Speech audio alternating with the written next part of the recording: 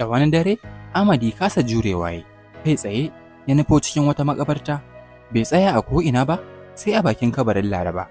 Haka kabarin ya kama yi, har sai da ya tono ta. A hankali, ya ɗauko gawarta ba tare da kowa ya gansa ba, gabansa yana waɗuwa, ya kawo ta gidansa. Zuwa ya shimfiɗar da ita akan wata tabarma da ke cikin ɗakinsa, sannan ya zagaye ta da wasu kyandira. Kama wasu surutai yayi, yana yin wasu yarika, wanda shi kaɗai yake gane abin da yake faɗa. Wani baƙin tsafi ne yake aikatawa, wanda tun da yake shi ma bai taɓa yin irinsa ba. Bayan ya gama abin da yake yi, daga nan kwanciya yayi a kanta. Tun daga wannan daren ne ya koma yana kwanciya da ita. Amma abin mamakin, Amadi ba ko da yaushe ne halinsa yake haka ba. A taƙaice dai, shi ɗin yana ɗaya daga cikin mutanen da 'yan ƙauyen nan suka ɗauka amana suka bawa kuma suka yarda da shi, sannan suna matuƙar girmama shi. Wannan dalilin ne yasa kusan kowa na ƙauyen suna da wani gurbi na musamman da suka sa shi a cikin zuciyoyinsu. Amma in muna son mu san dalilin da yasa Amadi ya koma haka, to ya zama dole mu waiwaya baya lokacin da yake mai kuɗi a cikin wannan garin ƙauyen. Shekaru baya da suka wuce, a cikin wannan ƙauyen, Amadi ya kasance saurayi ne, shi kuma garin ƙauyen gari ne wanda yake da zaman lafiya, sannan Allah ya albarkace shi da tarin arziki. A cikin wannan garin, Amadi ba wai iya mai kuɗi ba ne, ya kasance har da zuciya mai kyau yana da ita. Komai zai yi, baya bambanta kansa tsakaninsa da 'yan ƙauyen nan. Idan aiki ake yi, yakan zagewa sai aikin tare, yadda ka san ba shi ne wannan mai kuɗin a ƙauyen ba. Baya saka kaya masu tsada ko kuma wani abu da zai nuna shi ɗin shahararren mai kuɗi ne, sai dai ya kasance shi ɗin mai matuƙar kyauta ne, yakan taimaka wa gajiyayyu duk wanda yake buƙatar taimakonsa. Har sai da ya zamana, dattijawan ƙauyen nan sukan yawan ba da kwatance da sunansa da alfahari, suna yawan faɗan cewa ai Amadi kyauta ne Allah ya basu a cikin wannan garin ƙauyen. Ta ɓangaren 'yan matan garin kuwa, duk lokacin da Amadi ya zo wucewa, sukan yi iya ƙoƙarinsu na ganin su ga sun ja ra'ayinsa, saboda kowace mace burinta ya ganta yana son ta ya aure ta. Amma shi kuwa da ya zo wajen su ma ɗauke kai yake, yayi kamar bai gansu ba. Yana da wata budurwa da yake so, wadda ake kiranta da suna Bilkisu. Bilkisu ta kasance tana da matuƙar kyau, ga kirki, kowa yana yabanta. Ta kasance tana matuƙar son ƙananan yara, dalilin haka ne yasa duk inda take zaka ga yara suna bibiye da ita. Wata rana Bilkisu ce ta tashi za ta je wajen aiki. 'Yar maƙotansa ta ɗauka wadda ake kiranta da suna Adama, suka tafi tare. Adama ita kaɗai ce 'ya mace wadda iyayenta suka haifa. Biyo hanyar nan suka yi, suna tafiya suna hira, suna dariya. Amma lokacin da Bilkisu ta dawo gida, Adama ba ta tare da ita. Ta taho tana ta kiran sunan Adama, amma shiru kake ji. Gabaki ɗaya garin ne ya kaure, hankalin kowa ya tashi. Aka dinga dubawa ko'ina, amma ba a ga Adama ba. Haka kowa da kowa ya ta dubawa har aka gaji. Mutanen ƙauyen nan kuwa, wasu daga ciki tofa albarkacin bakinsu suka fara yi, suka fara nuna Bilkisu. Wasu suna cewa ai matsafiya ce, wasu kuma ba sa cewa komai. Abin mamakin, har Amadi shi ma bai san meye abin da zai yarda da shi ba, saboda zuciyarsa ta matuƙar yin nauyi, kuma ya kasa gane gaskiya. Bilkisu kuka ta kama yi a lokacin da maganganun mutanen ƙauyen nan suka fara dawo mata kunnanta. Ai kuwa bata jira gari ya waye ba, ta tattara kayanta, ta ɗaukar wa kanta alƙawarin sai ta nemo Adama duk inda ta shiga a faɗin duniya. Sai da aka ɗau satuttuka, daga satuttuka aka koma watanni, wanda har sai da ya zama labarin Adama an fara mantawa da shi. A fatanin ƙauyen ya fara dawowa yadda yake a baya. Iyayen Adama ne kawai wanda suka kasa mantawa da abin. Abin mamakin, shi ma Amadi bai manta da hakan ba. Yana yawan kawo wa iyayen Adama ziyara, sannan in har zai zo, yakan tawowa da kyaututtuka da zai ba su, don kawai sai ga sun yi farin ciki, ko da na wannan lokacin ne. Kai, Amadi mutumin kirki ne, haka mutanen ƙauyen nan suke faɗa. Shi ne dalilin da yasa duk inda ya wuce, kowa addu'a yake masa. Ana nan, har wata rana Amadi ya ƙara haɗuwa da wata sabuwar budurwa, ana kiranta da suna Laraba. Laraba ta kasance ita ma sananniya ce a cikin wannan ƙauyen. A duk lokacin da aka zo ana al'ada a cikin garin nan, ta iya rawa sosai. Shi ne dalilin da yasa idan ta shigo fili, sai dai kowa ya koma gefe. Sanadiyan baki ɗaya ana son su. Shi ne dalilin da yasa mutanen ƙauyen nan ba ƙaramin farin ciki suka yi ba da suka gansu tare. Ana tsaka da wannan farin cikin ne bayan an kwana biyu, da sassafe aka tashi da wani mummunan baƙin ciki. A ƙofar gidan Laraba aka ga gawarta ta mutu, ba ta motsi. Gabaki ɗaya labarin nan shine ya karaɗe kafatanin wannan ƙauyen, wanda gabaki ɗaya kuma hakan ya sa kowa jikinsa ya sanyi da ke cikin wannan ƙauyen. Bayan an je an binne ta, Amadi dawowa yayi ko magana mai kyau baya iya yi. Baki ɗaya zuciyarsa ta yi masa wani nauyi, ya ɗauki kwanaki da yawa yana cikin gida ko fitowa baya yi.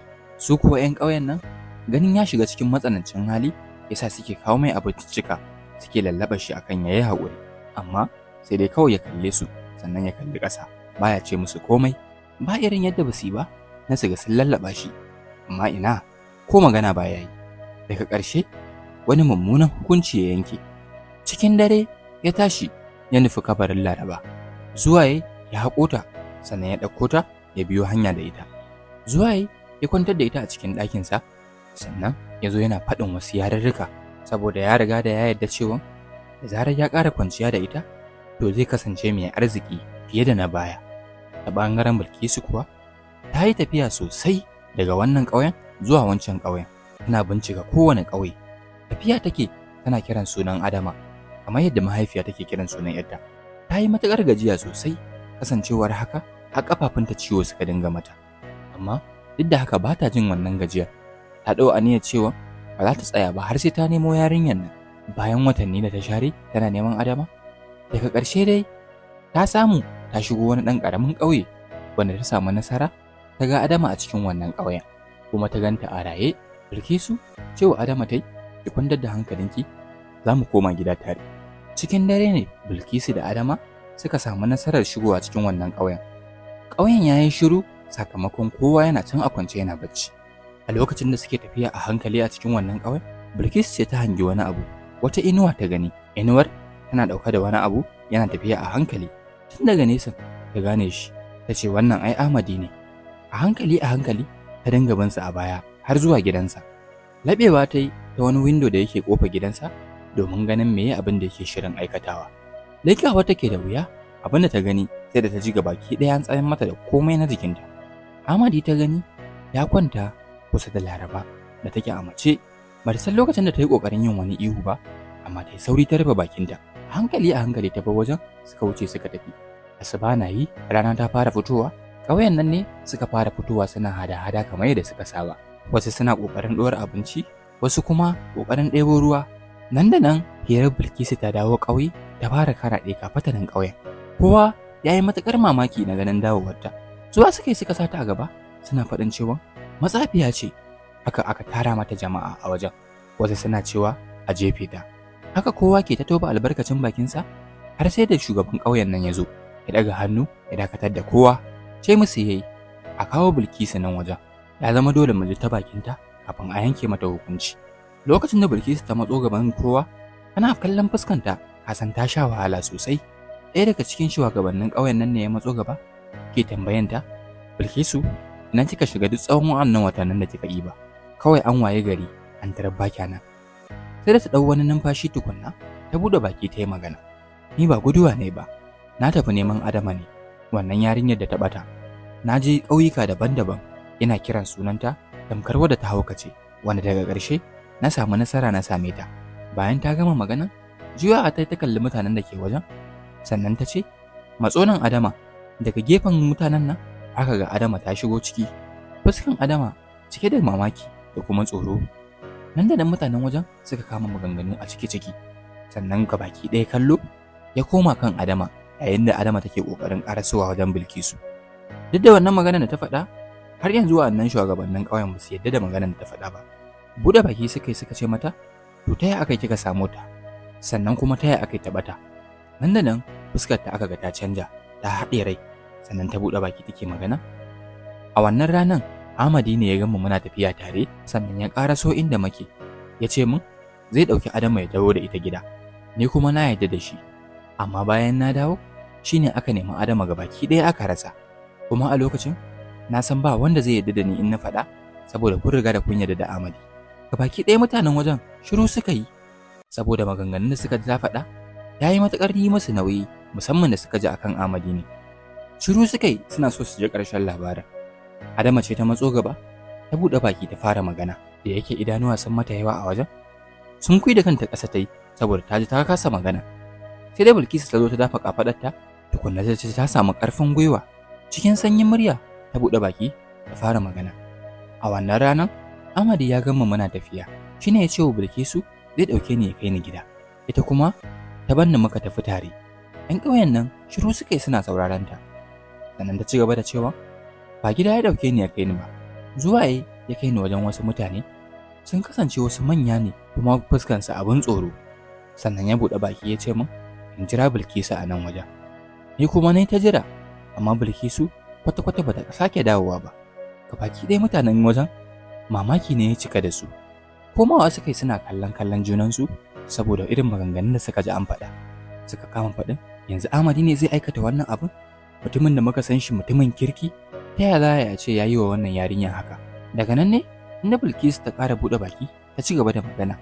Jiya da daddare lokacin da muka shigo cikin garin nan, na ga Amadi ɗauke da wani abu. Na yi matuƙar mamaki ganin dare ne kowa yana bacci. Shi ne dalilin da ya sa na bi shi a baya. Bai tsaya a ko'ina ba sai da ya shiga cikin gida. Abin da na gani ya matuƙar ɗaga min hankali. Gawar Laraba na gani a cikin gidansa. Wannan magana ta matuƙar ƙara ɗaga wa 'yan ƙauyen nan hankali. Su ma shugabannin ƙauyen nan juyawa suka yi suka kama kallon kallo saboda wannan maganar da suka ji ya matuƙar ba su mamaki. Ba su taɓa kawo haka a ransu ba. Ɗaya daga cikin dattijawan ƙauyen nan ne ya matso kusa da ita yake cewa kin tabbata wannan abin da kike faɗa da gaske ne? Cikin ƙarfin gwiwa Bilkisu ta buɗe baki ta ce na tabbata. Amadi da kuke gani wanda kusan kowa yake son sa ya kasance yana da mummunan ɓoyayyen sirri wanda gabaki ɗaya mu ba mu sani ba. Sanadiyan haka kusan kowa da ke wajen ransa ya ɓaci kuma hankalinsa ya tashi. Ba su wani jira ba suka nufo da gudu gidan Amadi saboda suna ganin ai ya ci amanansu. Suna tafiya suna ihu. Suna ƙarasowa ƙofar gidan, ƙwanƙwasa gidan suka yi, da suka ji bai amsa ba, karya ƙofar gidan suka yi suka shiga. Ai kuwa suna shiga, suka ga Amadi yana zaune a ciki, ya matuƙar shiga cikin tashin hankali, saboda ya san ƙaryarsa ta riga da ta ƙare. Jawo shi suka yi waje, ya zo, ya kasa ɗaga kansa ya kalli mutane, zuciyarsa sai bugawa take. Abin da ya ba mutane mamaki, wannan mutumin da suke girmamawa, yanzu shi ne a gabansu, ɗauke da alamun rashin gaskiya. Bilkisu da Adamu kuwa tsayawa suke daga gaba-gaba. Amadi yana ɗago kai ya gansu, ya ƙara sanin cewa tabbas yau ƙaryarsa ta riga ta ƙare. Daga nan ne ya san cewa tabbas duk wani abu da yake ɓoyewa ma yau ya zo ƙarshe. Ɗaya daga cikin manyan ƙauyen nan ne ya buɗe baki ya ce, menene haka ka aikata Amadi? Shiru yayi, da bisani kuma ya buɗe baki ya yi magana. Cewa yi, na siyar da ita ne, na siyar da Adama ne. Haka ya faɗa, muryarsa tana rawa. Na yi tunanin arzikina ne zai kare, shi ne dalilin da ya sa na aikata haka, saboda ina matuƙar son kuɗi sosai da sosai, domin in ƙara samun wasu kuɗaɗen shi ne dalilin da ya sa na aikata haka. Take mutanen da suke wajen ba abin da kake ji, face iwace da koke-koke na mutane, wanda har ta kai ga iyaye suna rarrafa kunnen 'ya'yansu. Shi kuwa Amadi yana tsaye a gabansu ya sunkui da kai, saboda ko iya daga ido ya kalle su baya yi. Sannan ya ci gaba da faɗa musu, na yi tunanin siyar da Bilkisu ma, amma sai aka waye gari kawai na tarar ƙauyen, kuma ba ta dawo ba sai da ta shammace ni. Bilkisu da ta ji haka, kallonsa ta yi, zuciya ta ɗauke da wani baƙin ciki, saboda jin mutumin da take ƙauna shi ne yake faɗa mata haka. Dattijawan ƙauyen nan ne suka matso gaba-gaba, suka zo suka same shi suke faɗa masa cewa Amadi ba iya Bilkisu ka yaudara ba, ka yaudara ga baki ɗayan mu da ke cikin wannan garin ƙauyen. Ka zo kana siyan man da 'ya'yan ƙauyen mu, sannan kana wa mutanen da suka yarda da kai ƙarya dan kawai ka gina rayuwarka. Shi kuwa Amadi da ke tsaye a wajen, wanda ya san ba shi da wata hanyar kuɓuta, shiru yayi yana sauraron su, saboda a ranar ne ya tabbatar da cewa tabbas ya gama aikata da na sani a rayuwarsa. Su kuwa mutanen da ke wajen, kowa ya zuba mai ido ya yi shiru, suna jiran su ji meye abin da zai buɗe baki ya faɗa. Amadi buɗe baki ya ce musu, na kasance a rayuwata ba abin da na fi so sama da kuɗi. Shi ne dalilin da ya sa na biye wa zuciyata na wajen in ga na tara su, domin ba zan iya jurar talauci ba. Sun koyar da fuskansa ya yi ƙasa saboda yana matuƙar kunyar haɗa ido da mutane. Sannan ya ci gaba da faɗa musu, saboda haka ne na tafi wajen wani babban matsafi wanda ke ba da baƙin asiri. Alƙawari ya ɗaukan mun, ya faɗa min yadda zan bi domin ci gaba da samun arziki. Amma abin da ya faɗa min ba abu ne mai sauƙi ba. Su kuwa mutanen ƙauyen nan, kowa ya jingun-jingun yana sauraron abin da yake faɗa. Mutumin ce min yayi ya zama dole sai na yi baƙin tsafi. Ya ce min dole sai na samu gawa inda ina son in ci gaba da samun arziki na har abada.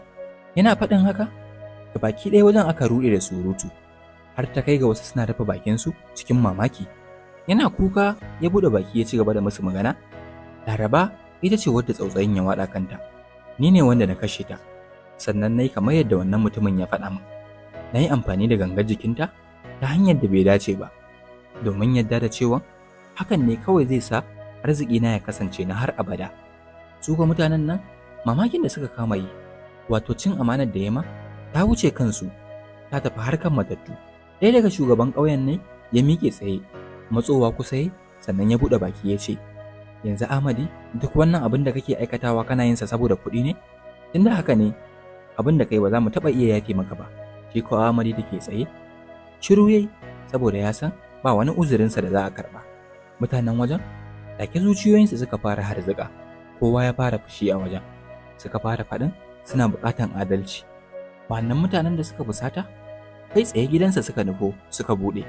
Akwai wani ɗakin duhu a cikin gidan, suka shiga cikinsa. Suna shiga cikinsa wani abin mamaki ne suka gani. Baki ɗaya kawunan mutane ne a ciki, ba komai ba sai ƙasusuwa na mutane.